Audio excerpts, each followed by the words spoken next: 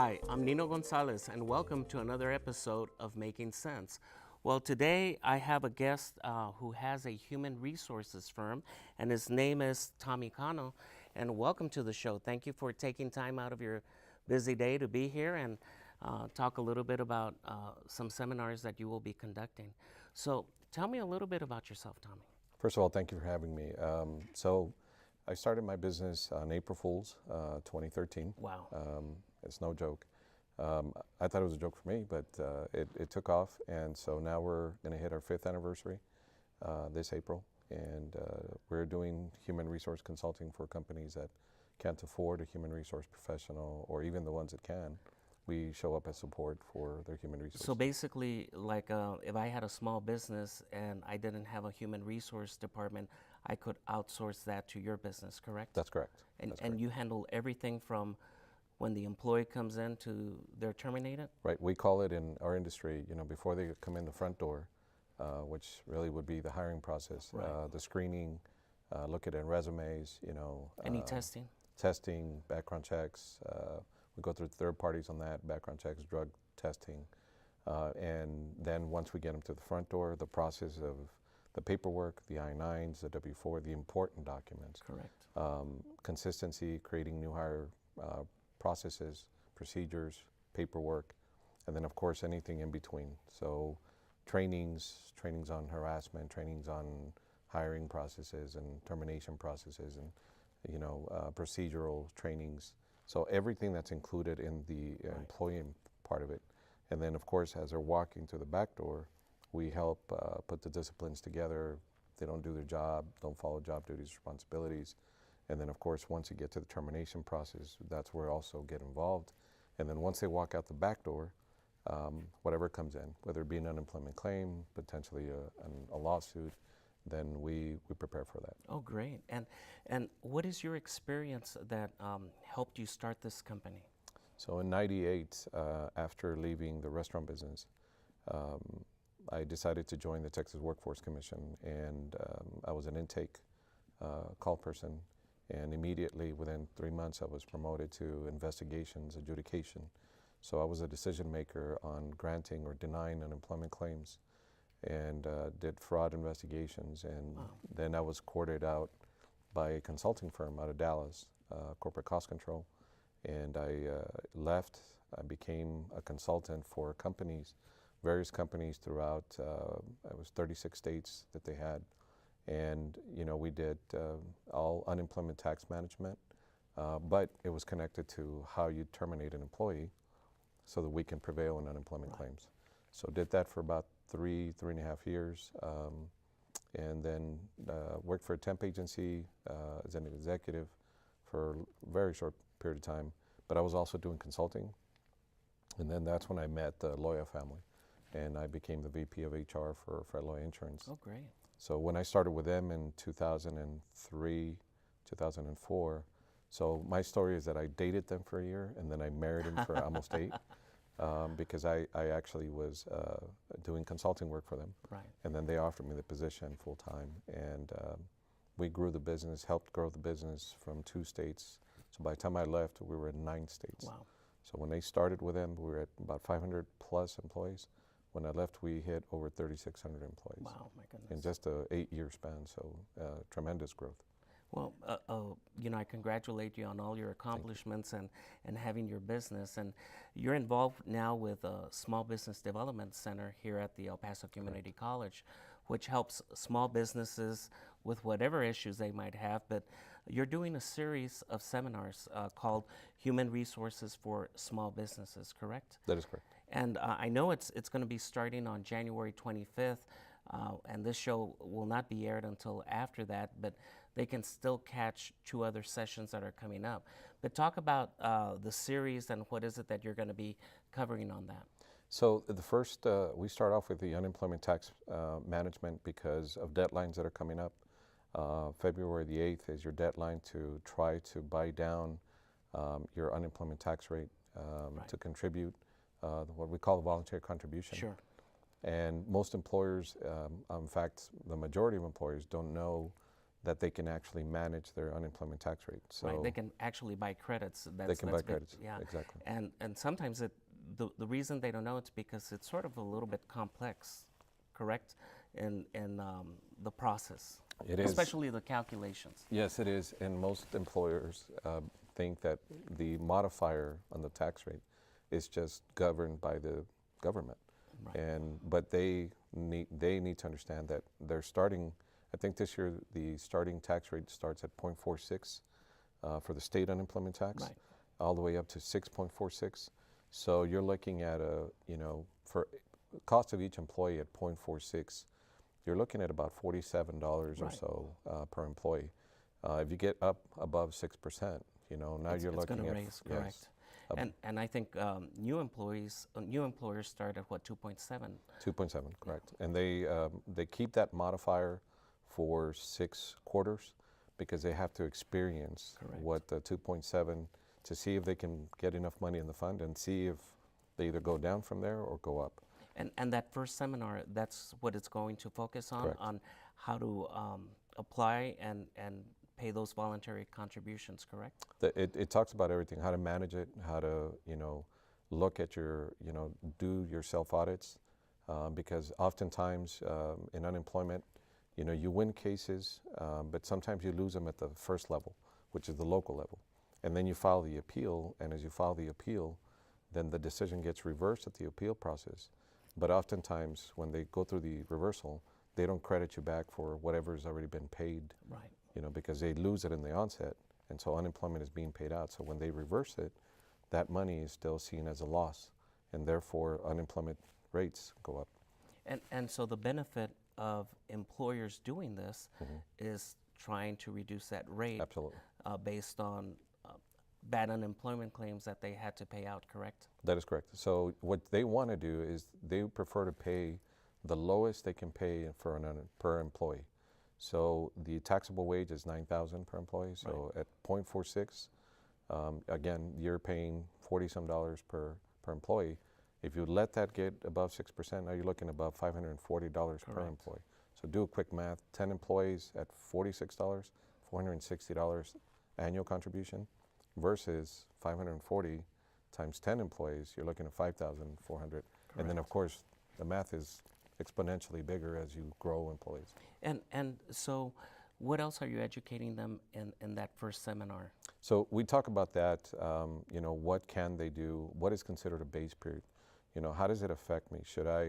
The often questions that we get is, this person's been with me 3 weeks. Can he file unemployment against me? I don't know why he's filing against me. They don't understand the concept of the last employee unit. Sure. And then we talk about base period. We'd like to say, hire slow, but terminate fast, because you need to look at protecting your unemployment tax rate. Correct. And so we talk about how it affects them. Once they fall in the base period, we define what base period is. We define what an initial claim is, what an additional claim is, how to file the appeal, what's the appeal process. So it's truly managing unemployment. And so answering that question, if you hire somebody for 3 weeks and they quit, can they file unemployment against you? Absolutely. So you are considered the last employer, even if they worked for you for a day. Oh, really? Yes. Wow. But whether you're going to pay the tax or not will be strictly on, are you a base period employer? So for example, right now we're in the first quarter of the year, which is, first quarter of 2018. The lag quarter, because employers have to the end of this month to pay their 940s, 941s. Correct. So the lag quarter, which is fourth quarter of 2017, is untouchable. They don't see it yet. So then they go back 4 quarters past that, and that is considered the base period. So essentially, they're looking at July of 2016 all the way through June of 2017 as the base period. Wow. So if I hired somebody in January, the beginning of the year, doesn't work out, a week later I let them go, if my wages are not, if that particular employee's wages is not in the base period, it doesn't affect me. But employers don't know that. And so that's why it's important to know how quickly can I terminate, and which then ties into how you hire them and how you fire them, Right. which then becomes a 3-step process. And also you're discussing here on federal unemployment, correct? State. But I thought I read also the federal unemployment taxes. What's the difference between state unemployment taxes and federal unemployment taxes? So the federal unemployment is considered the FUTA, Yeah, the FUTA. Federal Unemployment Tax Act.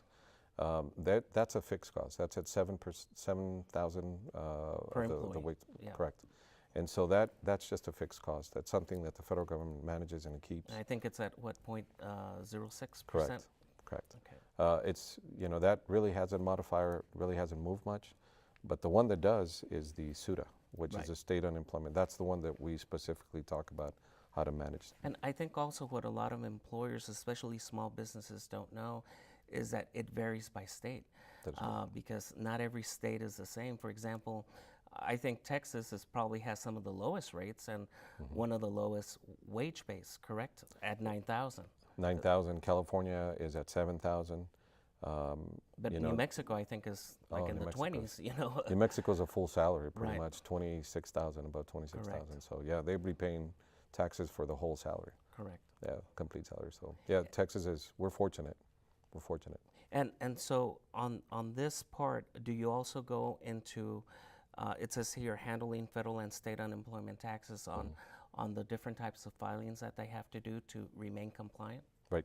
We talk about, we don't really get into we don't do the taxes Right. from, but we help them manage, and not only that, the paying their 941s and 940s on time is essential to keeping that modifier because there's penalties associated with that. And when you're being graded as an employer, they look at, do you respond to your claims on time? Do you pay your taxes on time? All of those contribute. Those are key factors in keeping that modifier so that the state respects you as an employer who does their due diligence. But oftentimes, not documenting employees correctly, especially once they Especially break. not writing up when an Yes. employee does a mistake or That's correct. having that in their file, correct? Yes. So once you get past the 6-month break, I call it the 6-month break, because now you're looking at exposing yourself in the base period. Now the documentation process comes in. And it should always be that way. But we talk about, again, how to manage it. And it's not just looking at your unemployment tax. It's looking at how you're documenting employees. How do we terminate an employee? Is it going to cost me? Is it, can they quit and collect unemployment? What kind of terminations do we have to do to protect their account? So we talk about the whole picture of it. Okay, great. Well, we'll be back on the second half of Making Sense and talk more about the seminars that you will be teaching at the Small Business Development Center on the second part, so stay tuned.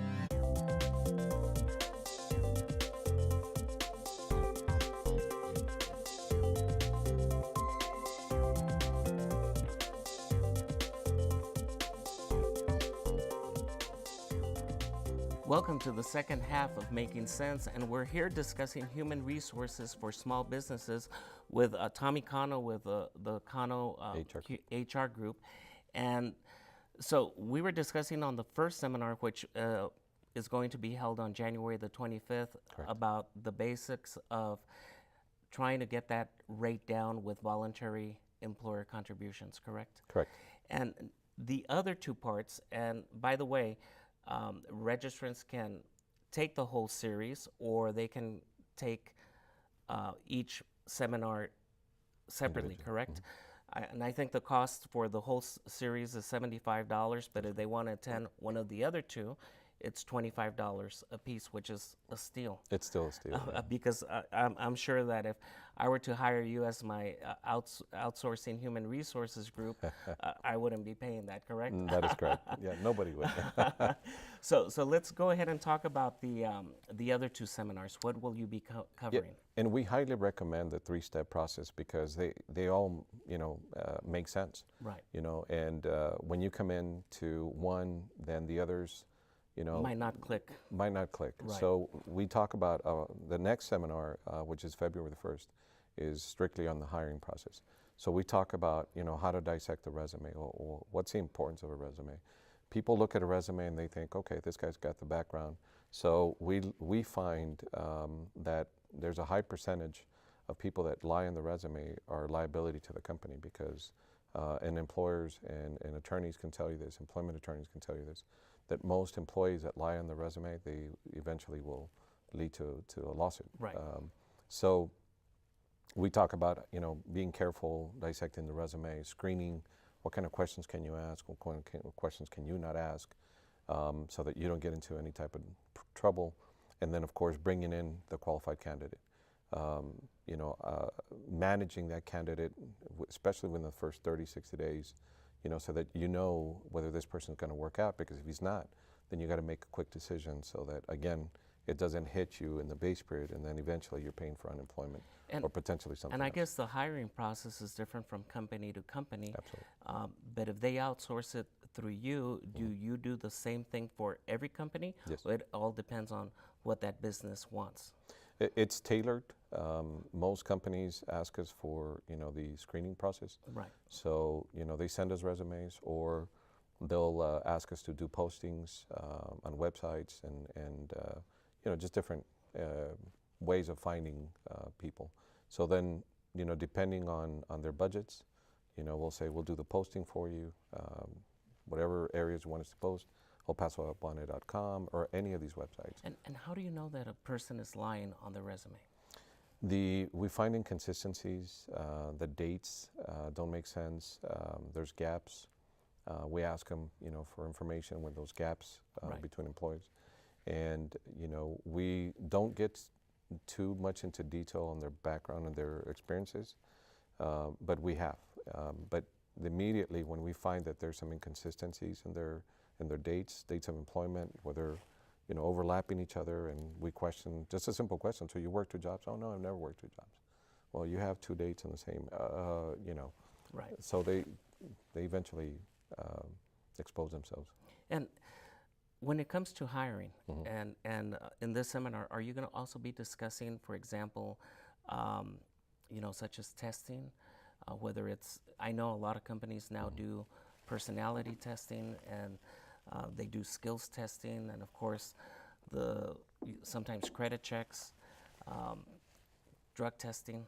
Yeah, so we talk about different types of testing. Of course, the most common is the drug testing, drug and Right. alcohol testing. But then there's some companies that will ask us, can I do these type of testings, whether it be an IQ, qualification testing, and our response is it has to be relevant to the job. Right. If it's relevant to the position, absolutely, we recommend it, but you got to follow it consistent. So we talk about consistency in everything, when it's hiring, when it's termination, managing a business. It's just a consistency. Because that can subject the employer to a lawsuit, correct? Absolutely, absolutely. And in audits from different types of federal agencies, immigration, DOL, when you have the right practice and you do it consistent, not only the litigation part of it, but also it avoids penalties when it comes to audits. Okay. So, and so we talk about that. We concentrate mostly on the I-9, because that's the most dangerous document on your hiring packet. Right. Because now penalties this year have gone up from $2,100 to up to over $3,000. And I think there's more enforcement now too. And more enforcement. I mean, most recently we've received an article on Homeland Security and immigration hitting the 7-Elevens. Right. And I think there was over arrests for HR professionals within the organization, Wow. CEOs, COOs, because of the I-9 process. And then the penalties behind it is in the thousands. Yeah. And for those viewers who aren't familiar with Form I-9, that's the verification to be able to work here in the United States, correct? That's a verification process to ensure that the person that's coming to work for you is authorized to work in the U.S. Yes, and I did read that 7-Eleven story, how they raided several stores and locations. And they're on hunt, so they haven't been secretive about it, so they're pretty open. Right. Yeah, so And I guess that varies, of course, with the administration that's in the White House, depending on how much enforcement that is correct. they want to do. Correct. So our business also, what we do is we end up, when we find we get a new client, we talk about the hiring process, and then the first thing we do is we audit the I-9s, because we need to clarify that everything is done correctly and make before they get audited. Just as simple as, there's no requirement really to photocopy the identifications. Correct. But if you're going to start photocopying, you better do it for everyone, Everybody. and not just several employees. Again, the key word, consistency. Right, consistency. That's correct. And so let's talk now about the termination process. So February the 9th, which will be in 2 weeks, we will then close out with the termination process, how to document an employee, how to discipline an employee, what words to use, words that can, potentially get you, into trouble. Because of course the discipline process is very litigious, Right. Because they're gonna, I've not seen an employee be happy for being terminated, right? Okay. So they will be unhappy, and there's always a consequence after that. So is it going to be an unemployment claim? Is it going to be potential charge, EEOC charge? Is it going to be straight to an attorney for discrimination, retaliation? So you have to really line up your ducks. So we talk about processes, consistencies, verbal, written, final, progressive discipline. Again, what to document, how to document it, where to keep your files, how to keep your files. The retention of the files Right. is the most important. It's very Because key. some files have to be kept indefinitely, and some, Correct. and also the destruction of Yes. files. And when we get that question from all sorts of business owners, CPAs, what are the retention laws? Well, it's a hard question to answer, Right. because retention laws differ depending on the document. Right. So, so we talk about that. The I-9 retention law. We talk about, again, just the documentation process. What to say when you're terminating an employee.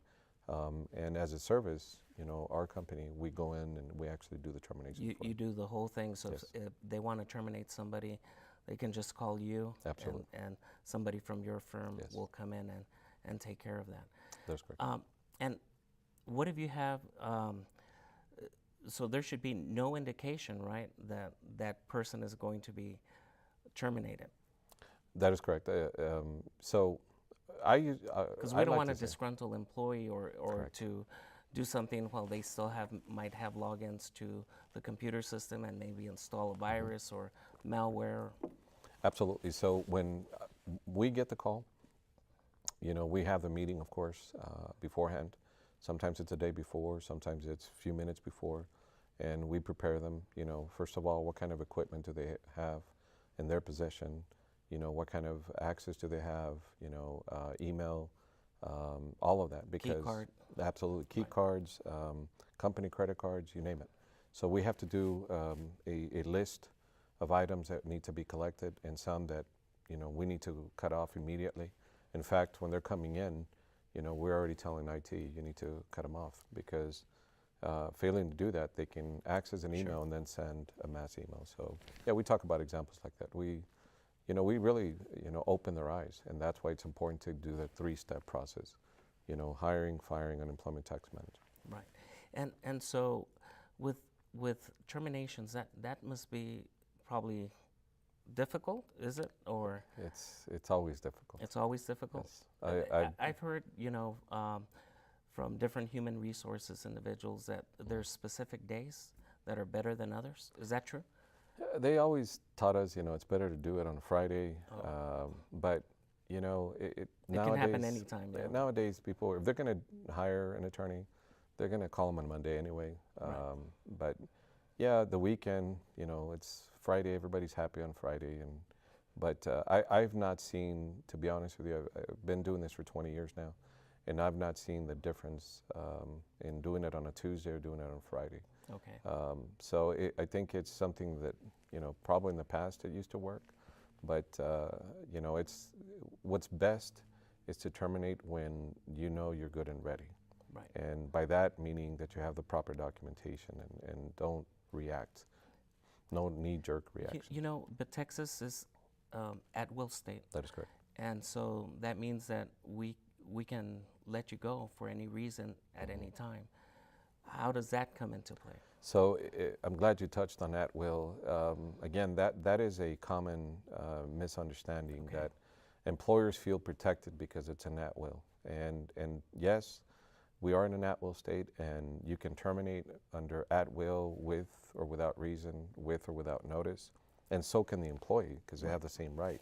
However, as long as the separation is not relative to a discriminatory reason, a protected reason.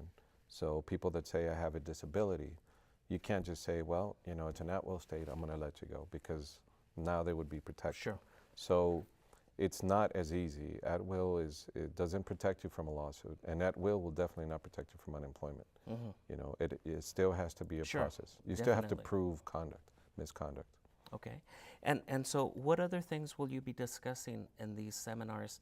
I think we've touched on most of that. And what other things should attendees learn on this? So you know, again, it's everything that, you know, in human resources, there's just way too many things we talk about. You know, we'd like to touch a little bit on, you know, before you terminate, you know, let's do a checklist. Have they complained of any type of harassment? Were they injured on the job? Do they have a pending workers' comp case? Do they have anything that could be protected? Right. Because it's not just to say, do a verbal, written, final termination. So have we done an investigation? Do you have a grievance process? Do we talk about the employee handbook? So, you know, employee handbooks are really the backbone for. And a lot of the businesses company. don't have them. Exactly. So we talk about how to create an employee handbook. We mention those things, and I mean, every single topic is a subject all to itself. Sure. So, you know, we touch on all those areas, why it's important to have the handbook, so that you can demonstrate not only to the employee, but to whether it be the Texas workforce or EEOC, that they violated that particular policy. And in the hiring, how you know, as you do the screening, how much do you look into social media? You Wow, know, I've heard that's an excellent that question. social media can doom you. It's a backstabber. Okay. Social media, you know, the freedom of speech. There's certain, so we do employee handbooks for our clients, Right. and we revise, we modify, and some of these social media provisions that we add in there, most employers think I want a social media policy that allows me to terminate for what they posted on social media. Right. And we advise against it. You know, there's some verbiage in there that talks about, you know, be careful what you post, so on and so But forth. how about before they become employees? Yeah, that's, again, that you cannot use it as a tool if it's a protected individual. Yeah. Wow. So it depends on the posting. It depends when they post it, you know. So whether it's before you hire them or even after they're working with you, that they do it during working hours, maybe we can terminate for conducting personal business on But I'm sure a lot of employers also check into, before they hire somebody, into social media sites to see what type of candidate they're getting, correct? Yeah, and we will talk about that, and, you know, but there's so many ways to skin that cat. Right. And we say why, when, or where. Right. Well, why don't you give the audience your contact information, a phone number, in case anybody is interested in learning more about what your group does. So our website is www.canohr.com. Again, that's Cano, C-A-N-O, HR.com. Okay. And my contact number is 915-241-3218. Okay. And of course, my email is T as in Tommy, Cano at canohr.com. Cano at canohr.com. Well, thank you for taking time out of your busy day to come and talk about this important series for small businesses. And I wish you the best with your business, and congratulations on your upcoming anniversary. And we'll see you next time on another episode of Making Sense. Goodbye.